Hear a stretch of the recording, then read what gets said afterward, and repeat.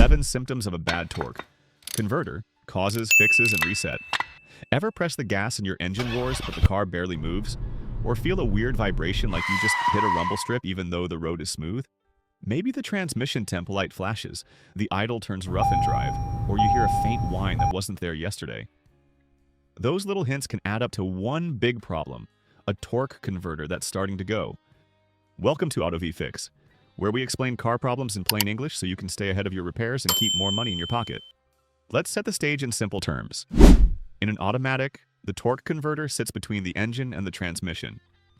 Think of it like 2 fans facing each other in a sealed housing filled with fluid.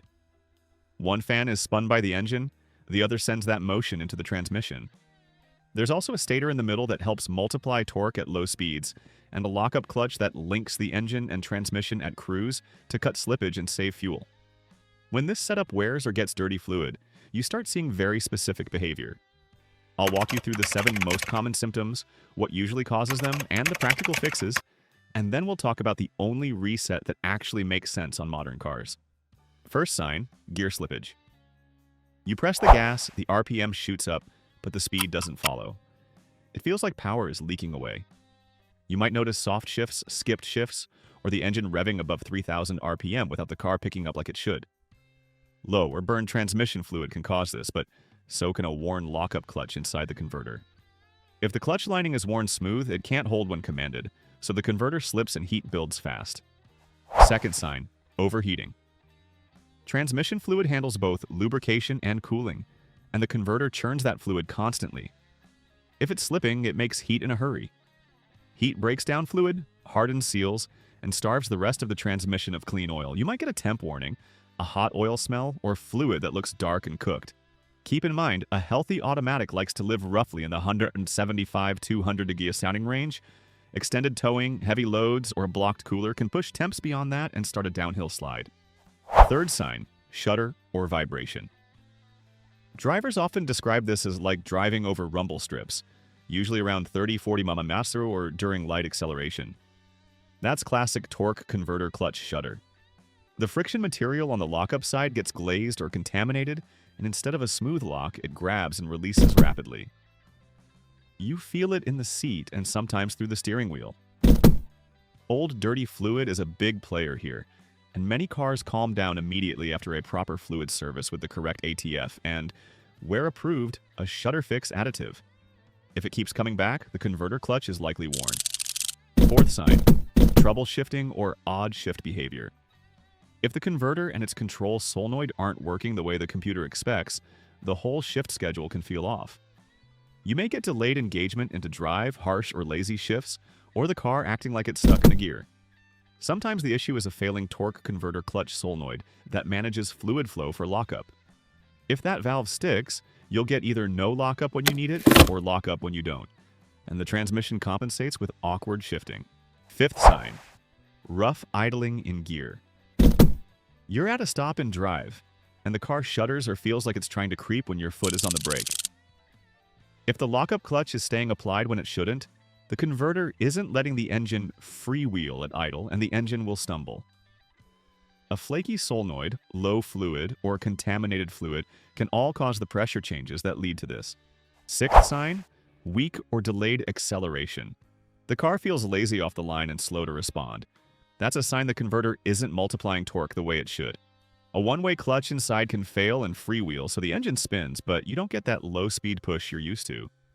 You'll notice this most on hills or when merging. Seventh sign, new noises from the bell housing area. Whining, humming, buzzing, rattling, or a grinding sound that changes with gear or throttle are all warning sounds. Worn needle bearings or damaged internal fins can make metal rub and shed particles into the fluid. If you hear anything like that, stop guessing and get it checked. Those sounds usually show up right before more expensive damage. There are a few supporting clues that help confirm this. Pull the dipstick if your car has one and look at the fluid. Fresh ATF is typically bright red and clear. Burnt smell, brown or black color, visible grit, or a milky look point to trouble. Spots of red fluid under the car suggest a leak, often from tired seals. And if the check engine light is on, a simple scan can reveal torque converter-related codes like Piezo 740, Piezo 741, Piezo 742, Piezo 743, or Piezo 744. Those codes tell you the computer commanded a lockup and didn't see it happen, or it saw a lockup when it shouldn't.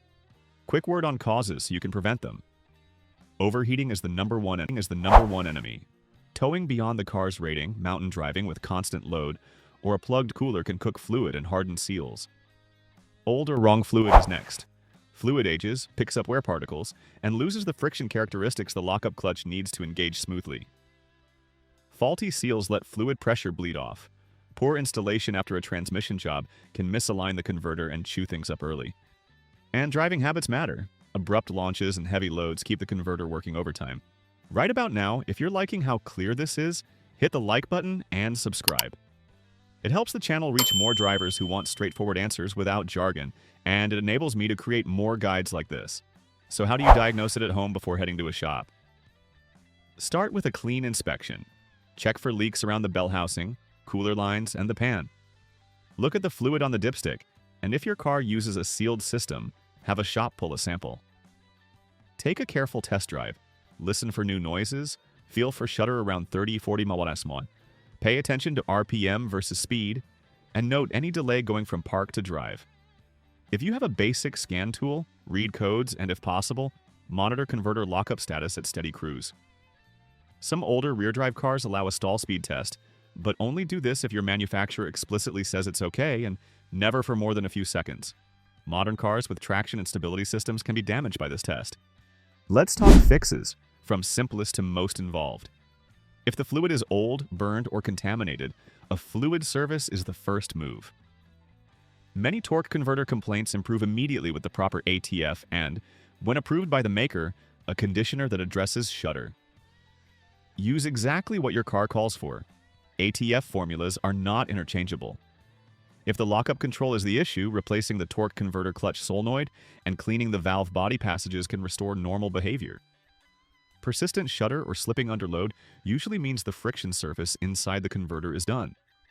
At that point, replacement is the long-term answer. What does replacement involve? The transmission has to come out, the old converter is removed, the cooler and lines are flushed to get rid of contaminated fluid, and the new converter is pre-filled and installed. Good shops also check the pump gear, input splines, and stator splines before reassembly, then refill with fresh ATF and road test while watching data. Labor time varies by vehicle, but it's a half-day to full-day job on many cars. Cost can range widely. Parts can be as low as the mid-hundreds for common models and over $1,000 for specialty or luxury vehicles, while labor reflects the complexity of removing that transmission. If someone quotes you a converter but doesn't mention a full cooler flush, that's a red flag.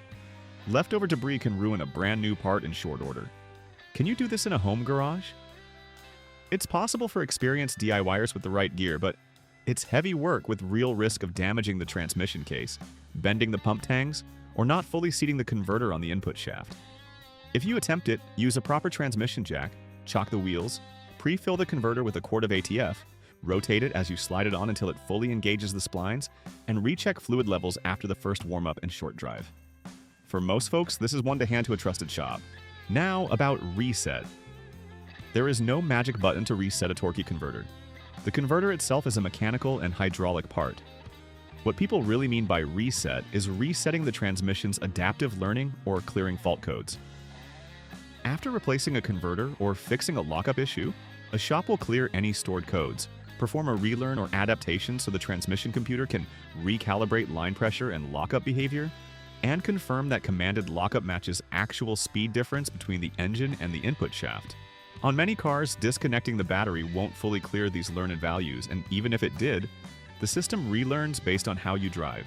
If your check engine light came on because of converter performance, clear the codes with a scan tool after the repair and drive through a couple of cycles so the computer can confirm the fix. Preventive care is simple and goes a long way. Change the transmission fluid on time. Many automatics are happier with service around every 50,000 kilometers or about every 2 years unless your maker says otherwise. Keep the cooler clean and unblocked, especially if you tow. Don't overload the vehicle and go easy on repeated hard launches. If you ever see drips on the driveway, track them down early. Low fluid sets everything else in motion. Let's do a quick recap so you can spot patterns fast. Slipping RPM without speed, overheating, shudder at light throttle, odd shifting, rough idle and drive, lazy acceleration, and new bell housing noises point straight at the torque converter area. Common roots are heat, old or wrong fluid, worn seals, a failing lockup clutch or its solenoid, and hard use. Start with inspection and fluid. If that doesn't calm it, scan for codes and plan on a solenoid or converter. When the work is done, clear the codes and let the transmission relearn. That's the real reset. If you found this helpful, give the video a thumbs up and share it with someone dealing with a no-start problem right now. And if you want more car advice explained in plain English, don't forget to subscribe to Auto V Fix so you can stay one step ahead of your repairs and keep more money in your pocket. Thanks for watching, and I'll see you in the next one.